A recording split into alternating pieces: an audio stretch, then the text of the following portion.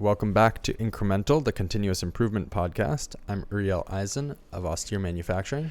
And I am Devin and Uriel of Like and Precision. And this is our practice edition where we take lean improvements we made throughout the week and tie them back to lean principles. And you have a quote. It is not the strongest of the species that survives, nor the most intelligent that survives. It is the one that is the most adaptable to change. Charles Darwin. Yep. Huzzah. Yeah, pretty cool. I think it makes me think of a few things. One being, I'm sure a few people have written about like the analogy of a nervous system in an organization around Kanban of like suppressing overproduction, where if you're not doing a pull system, like the head at the top tells everyone exactly what to do, and there's sort of this blindness to the realities of the world. Yeah. And if those realities change, it's very hard to then push all the new data to everyone who needs it in an effective way. And so people end up, or organizations end up having a lot of sort of like inertia. Yeah. Instead of responding quickly to changes from the plans you made. Yeah. And that sort of being built in and happening automatically. Yeah. It also makes me think of the whole point of this podcast, which is like continuous improvement, which is like constantly evaluating kind of where you are versus where things need to be. Yeah. And not just being like, this is how we do it and this is how we've always done it, so I don't know why I'd change. Yeah. I was thinking about sort of slightly tangential, but in relation to Kanban and how bodies adapt and how like I think all bodies, but human bodies are like very much like use it or lose it with a lot of things, and just how effectively our body recognizes when something is not in demand, right, and stops prioritizing the creation or maintenance of that resource within your body, whatever that is. I was thinking about it in terms of the fact that I'm riding my bike again and not feeling very fit. Right. It like stops maintaining those muscles and and just like how like the classic thing for endurance athletes is like you work yourself like so hard, and then you ease up just slightly, and there's this like sweet spot where your body hasn't quite recognized that you're not working super hard anymore. But your like regenerative systems have kicked into gear so that you're fresh again. Interesting. And like, these two arcs, these two curves meet where your fitness is super high, but you're also fresh and like well, fueled and all of this stuff. And like when that, I don't know if you've experienced this, but like you literally feel unstoppable. But then I'm not sure I have experienced that. It's incredible. It's only happened to me a handful of times in my life where it was like, just like, wow, like that's cool. Nothing could stop me. But what I was thinking about today was like how short that curve is. Like the fall off, your body recognizes incredibly fast. Like, oh, we don't actually have to prioritize the demands of these muscles or whatever. Right. Because we're not under so much stress anymore. We're going to put that energy into something else. And I was thinking about that in terms of Kanban and how effectively, like compared to a command and control or an ERP that's just like, we need this. How effectively Kanban is like, well, it hasn't gotten used, so we won't get any more of it. And then when that need comes back into play, it replenishes automatically. And it's just kind of cool how well that works. Yeah, it's kind of wild. So I mentioned last episode, but I went and I spent a few hours just going business to business, talking to people about this system. And it was very interesting. Like some people just zero recognition that like spending time on this was sort of not useful. And it might be that I have like my head so far up my ass at this stage that it's like it's hard to remember. Like at some point I was just like, have you heard of like value add versus non-value add, which of course immediately sounds like kind of insufferable because, but it was like, I don't know. It was almost like hard to think of what to say because I was like, like they're like, so like like two people I was talking to, they're like, oh, well, you should get to a stage in your business where you're like so in tune with it that you know when stuff is going to need to get ordered. And I'm like, that sounds like a lot of mental energy going into the silliest thing. Like, yeah. Also, what happens if you sick? If oh, you get sick I did ask leave. someone that. Yeah. She was like, oh, I take care of everything and I'm like super good at my job. So like that's not an issue we've ever had. Uh-huh. And I'm like, well, what happens when you go on vacation? She was like, I don't go on vacation. I'm like, well, do you want to go on vacation? So she, it was very interesting. There were some people who like instantly got it and they're like, yeah, that sounds great. But it's also, I think, very hard. Like even for me and we've talked about this, but every improvement we do, you sort of know you should. And then when it's done, you're like, oh my God, like how were we doing this before? Like that's unbelievable. So I think like it is sort of easy to.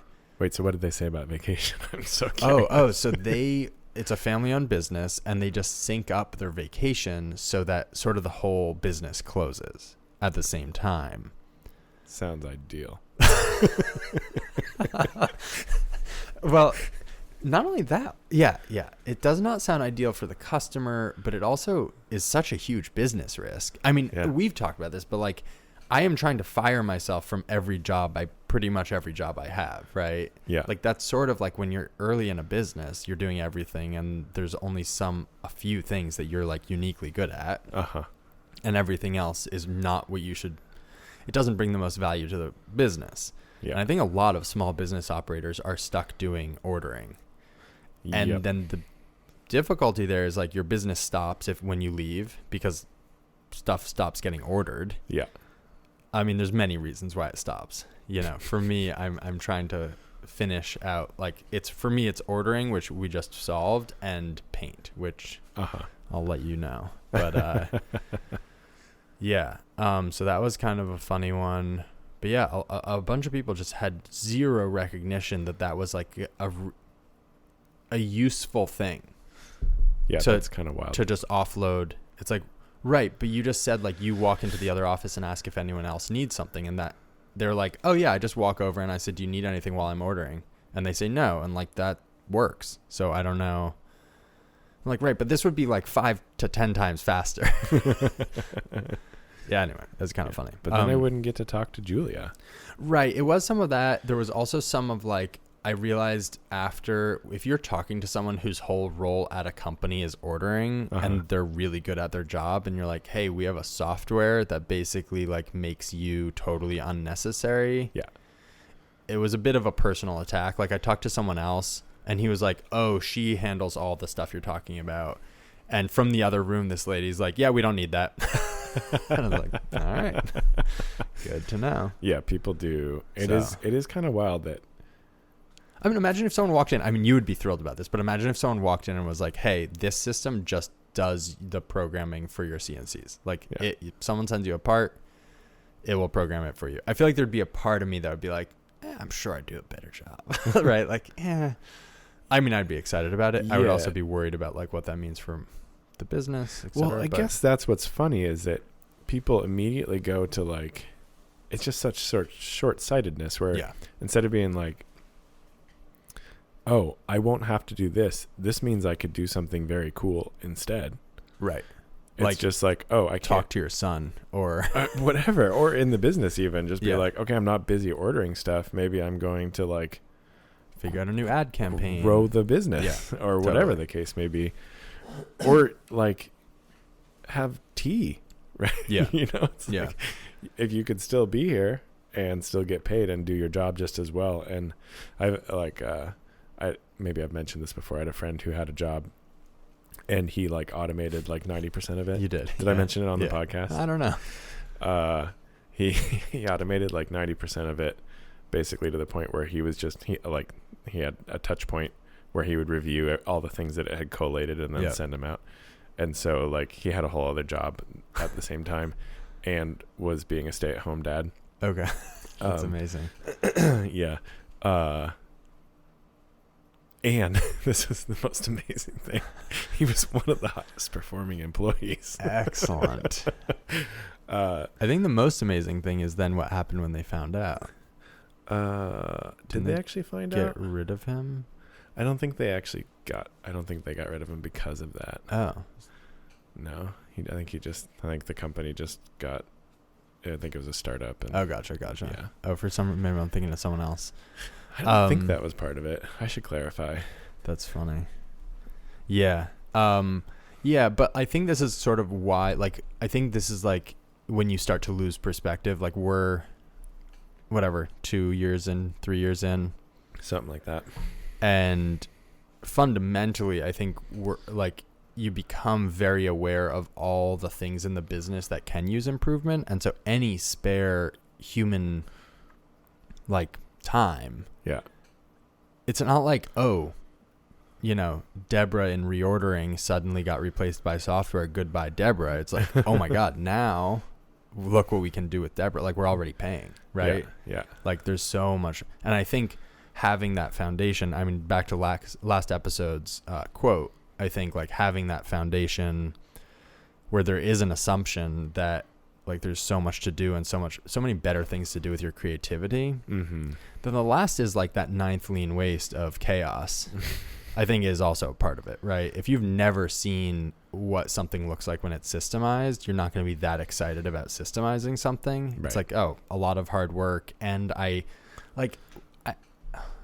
sure you're running, I mean, you sort of described it with the tooling system, is the first part you start to run into like all the exceptions, right? You're like, oh, if we make these guidelines, it's like, well, what happens when this? And you're like, I don't know. But like at this point, you're sort of like, we will figure, like, let's work through that. Not like, all right, it's a crap system. Let's go back to our messy drawers with zero system. Billy knows where the tools are. Just ask Billy. It's fine. Yeah, we love Billy. Like, yeah. It's very interesting. And like the risk to a business of having that information live in someone's head, even if they're very good at their job, it seems like really high. Yeah. Yes. I have a friend who works for an institution in our state. And a lot of people retired recently. Oh, along with everything in their head. Yeah. And there was some stuff where it was like, trying to think about how much of this I can talk about.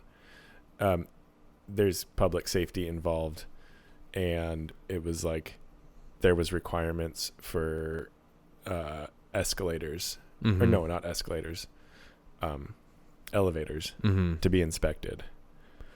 And all of a sudden, and this was on a boat, I'm giving more away than I should, but it's on a boat.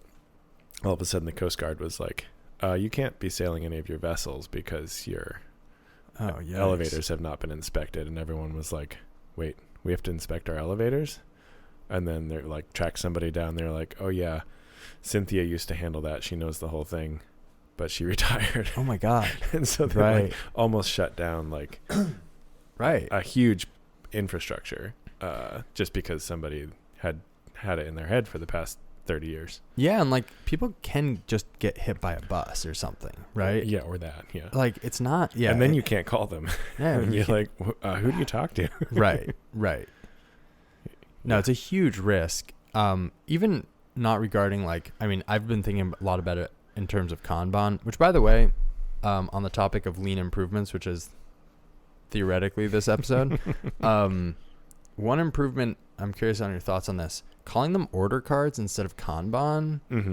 I don't like it because like we didn't come up with it, right? So it's like they came up with it, whatever, did a lot of stuff. On the flip side, I feel like I spent a lot of time explaining what a Kanban is. If you tell someone about a Kanban system, they're like, what? You're like, okay, so a Kanban, well, it can be anything, but it's often like a little piece of paper. You tuck it in. But if you're just like, it's an order card. So we just switched to order card. I don't know. For the online thing, you mean? Or in general? Just in general. In the shop? It's an order card. It orders things. And everyone instantly gets it, and you don't have a conversation about that. Anyway. Yeah, I guess maybe the distinction is that like Kanban isn't always an order card. Like it's broader than that, but maybe for the sake of what you're talking about, order cards is what it is. I'm trying to think of an exception to this, but we have internal ordering and external ordering. What other kind of... I mean, it is a signal, so theoretically it could signal... Yeah, I think I still haven't found like a concrete documentation of this, but I think sometimes it's like in big factories, like sometimes it's just like a light that Mm. turns on and off, or Mm-hmm. you know, illuminated sign or something like that. Right. That's true. Effectively, it's still ordering potentially, or indicating status. Right. I don't know. But yes, I order card sounds good. Yeah, I guess maybe signal card could be better. Uh-huh. But I feel like then people would be like, "What's a signal card?" Yeah. You're like, "Well, you're signaling an order." Yeah. Anyway, yeah. What are some lean improvements you made this week? Not a whole lot, although on the topic last 2 weeks. Yeah, I guess last 2 weeks. I feel like we did more than this, but you know, this is the only stuff that was easy to write down. Yeah. We did print tooling Kanban from our quote unquote ERP Oh, cool. directly. We haven't fully implemented it, so it's like hasn't been fully rolled out yet. Okay. But that was pretty exciting because in That's the huge. past we have only handwritten them, Yeah. which is probably why there were fewer of them Right. than we need. And we're trying to maybe putting like unrealistic or unnecessary constraints on the system, but I'm trying to optimize for like a single sticker size for a roller printer, so we can just have one computer, one printer that's set up at the tooling station to print all this stuff. So kind of what we're doing right now is we'll have like one sticker that is identical for the bin, the Kanban card, and the tool tag. Oh, cool. That's the ID number with a human readable description for backup. And then we'll have a second sticker of the same size that has the Kanban specific stuff, and we're just going to stick them both on like a 3x5 note card. Yep. So that's the system as it exists right now. As we were talking about this, I realized we have not integrated QR codes at all, and that's on the list. But yeah, I have not been involved personally. So that's a win. Forgot. Yeah. QR code back to the record we've found to be hugely useful. Yeah, that's the plan. Yeah. Because Also, then... I just realized too that if it's on the if we also did it on the bin, then you could scan it and it would take you right to what that tool is. Oh, true. Instead of having to search and filter to like make sure you're getting the right thing. Yeah. That's a good point. That'd be cool. Yeah. Power of computers. Exactly. And QR codes. So I added, this was a weeks long frustration. And every time, so I'd paint parts, put them in these trays that then go in the oven. Yeah. And then someone would QC those and then put the empty racks back into the trays because there was nowhere to put the racks. Which meant the second I went to go paint again, the first thing I'd have to do is unload them. And we kept having this conversation where I was like, hey, can you just like not put them back in the tray? And this is Sam. And much to Sam's credit, at some point he was like, well, there's nowhere else to really put them, so maybe it would make sense to build them like a rack or something. And I was like, that is a very fair point. So I built a rack. Nice. Yeah, I drilled 2 holes in a 2x4 and then poked 2 like dowel rods into that. Yeah. And they just like stick off the wall at a slight angle. Yeah. It took me 7 minutes maybe. And it's been, it's weeks and weeks of just like they fall on the floor because they're balanced places. It's kind of unbelievable. It really made me think of like fix what bugs you. I'm guessing we've done a lot of that already. But like some things just really get under your skin, you know, like every time you come in, it's like, why is someone putting that there? Like every time I need to move it. And then you're like, hey guys, what's going on? And it's interesting. I feel like it's easy to enter the like blame game instead of being like, everyone's rational, right? Yeah. Everyone's doing things for good reasons. Yeah. Let's change this so that the most convenient method is not shitty one. Yeah. So anyway, that's cool. Right on. I can't remember if we talked about this before. We have had an ongoing sort of issue where I'm programming We run a test part. Somebody comes over who's proofing out the part, comes over, says, we need to make this tweak. I'm like, cool, I'll make the tweak. I feel like we did talk about this. Yeah. And then they go do something else for a minute, and then I have to go say, okay, I made the tweak. The new program's uploaded. Mm-hmm. Go to town. And Aiden was messing around in Airtable the other day and discovered that we already had a field in our job processes record that showed the time and date the last time the record was updated. Oh. It was just like buried somewhere where we weren't seeing it. Okay. So he just moved it to a place where it's directly visible between the setup sheet and the attachments where the G code goes. Yeah. So you can immediately see when it was last updated.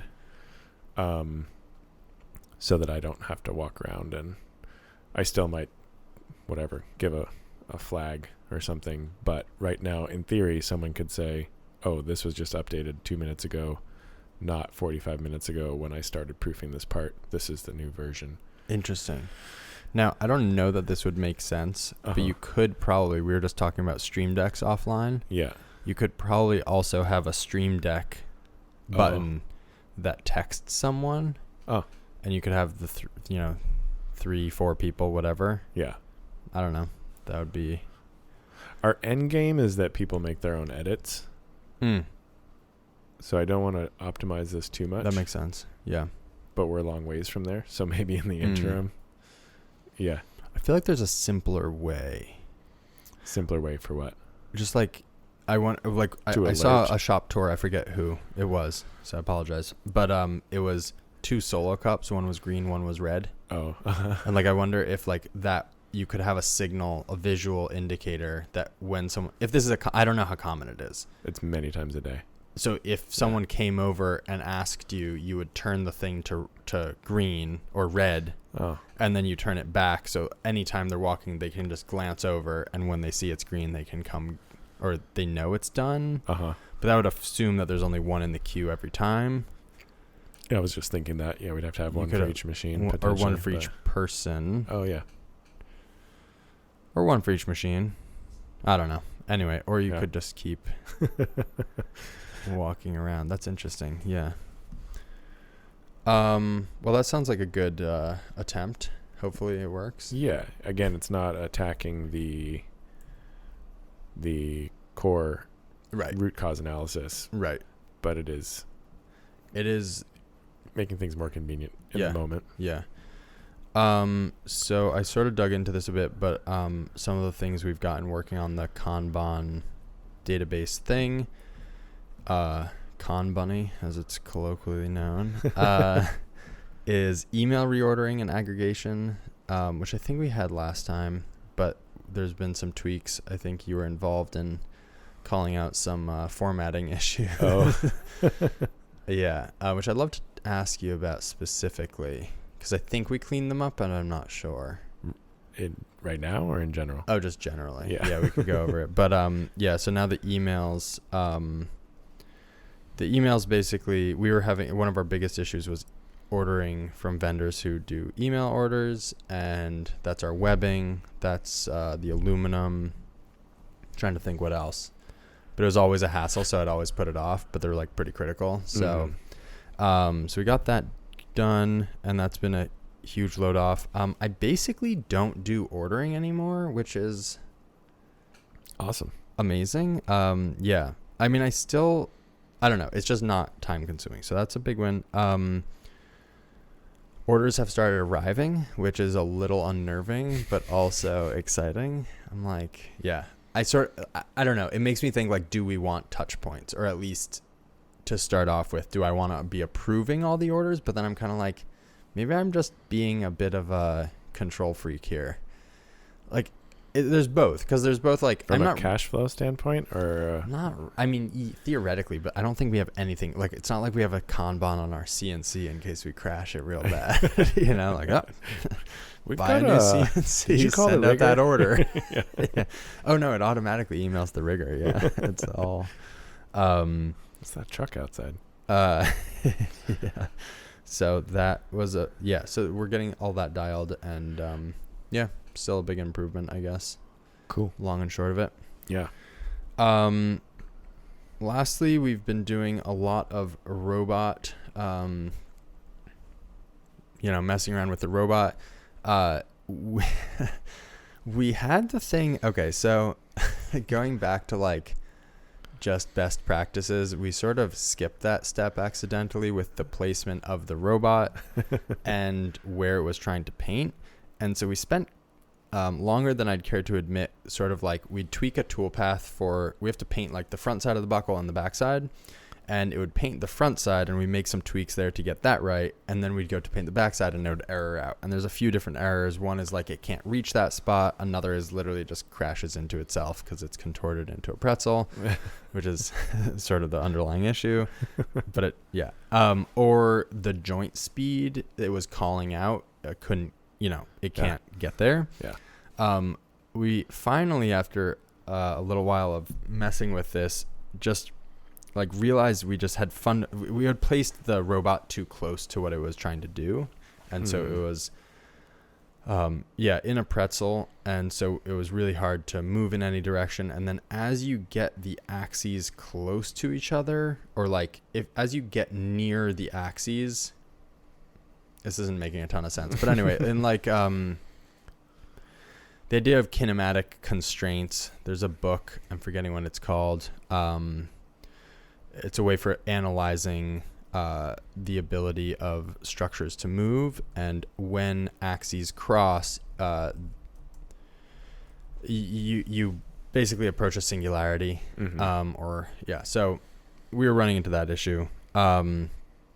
As a very interesting aside, which I might have mentioned on the podcast, in that book, Exact Constraint. Yeah, that's the book.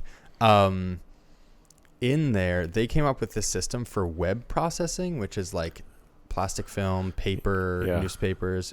I think we talked about this on here. I think so. So they developed this method of analyzing it, because if you're trying to like send a newspaper through a rigid steel machine at like 30 miles an hour, you can imagine getting a wrinkle would be.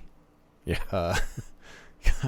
Anyway, but the cool thing is they decided to analyze it as a rigid piece of the machine and then not over constrain the film. Yeah. Anyway, so we were getting the axes too stacked up on each other. So we finally just moved the robot further away from the paint, and that basically solved all of our issues. Yeah. In the meantime, we also solved a lot of like the programming shortcuts we had taken. So rather than it being like relative moves, a lot of it now you can retrain. So the very gratifying part is like, instead of having to reprogram the whole thing, at that point we had, so Alicia, my brother, had put these training points on all the 3D assets we were making, like 3D printed parts, have these cones. And so then you can train it on those cones. So it makes it instead of it doing it by eye and then being like, oh, let's bump it this way, let's bump it that way. So when we did reconfigure the robot to a totally new position, we just retrained it on everything and it ran. So that was pretty exciting to see. Cool. Not fully following that. I think I'd have to see. It's like having a probe in your mill and being able to probe a feature and then integrating a probable feature into like a pallet, so that next time you put it in, you can go probe it. And so the cones, they were like a receiver and a male and a female that you just kind of lined up. So the way we were doing it, there might be a better way. But this is sort of seems to be semi-industry. I don't know if it's standard, but like I'm sure there's ways of getting. Yeah, it's just a cone, and you put a cone on the robot also. Oh, you line up the 2 points, and you just like point to point, and that's your origin. And then you go. I think this one goes like plus in X. So the next point you touch is going to be your positive X, and then the next point you touch is going to be your positive Y, and then Z is derived from that. Interesting.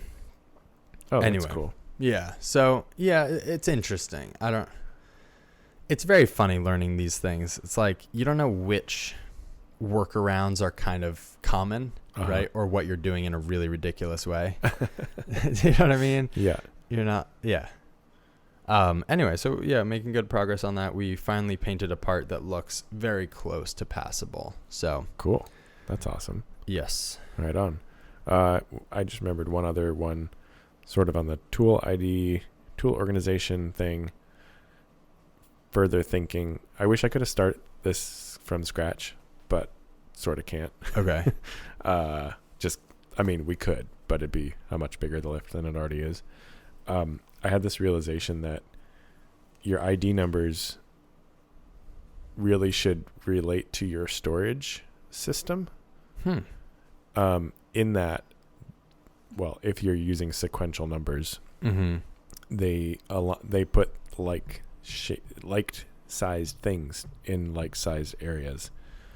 So I think we often are like, this is a 3 flute. It should go with other 3 flutes. And I was like, actually, the only thing that matters here is this 6 inches and under or 9 inches and under?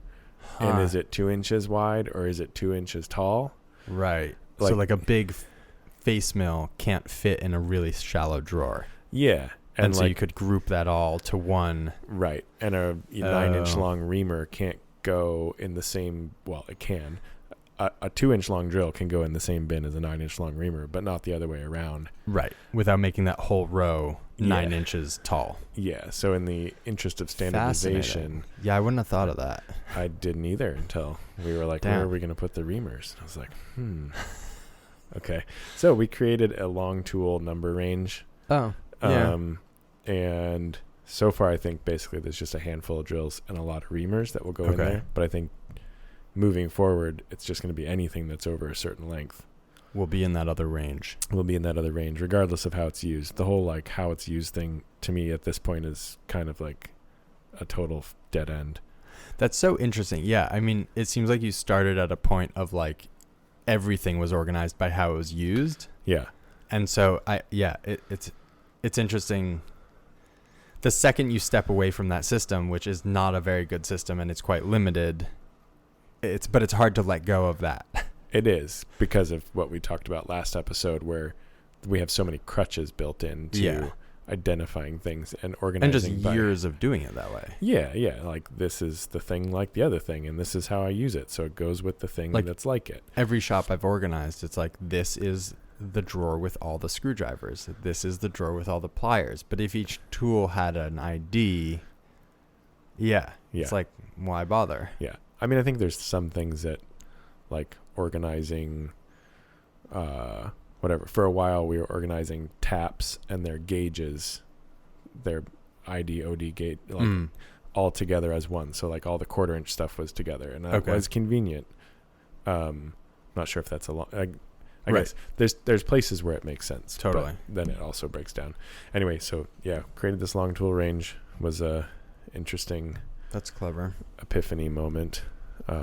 And maybe in 10 years when we have to start this system over from scratch, we'll do it differently. Amen. Yeah. Yep. To all that. Nice. Well, on that note, thanks everyone for listening. Hope you're enjoying, and thanks for following along. You can find me on the internet at likeandprecision.com, on the Instagram at @like_MFG. You can find the pod at incrementalci on Instagram. And you can find me at austere_manufacturing on Instagram and austeremfg.com on the internet. I also mentioned Kanbunny.com, where you can make free Kanban cards or order cards. I'd love any feedback on that website. So please drop me a DM, and we'll be back next week.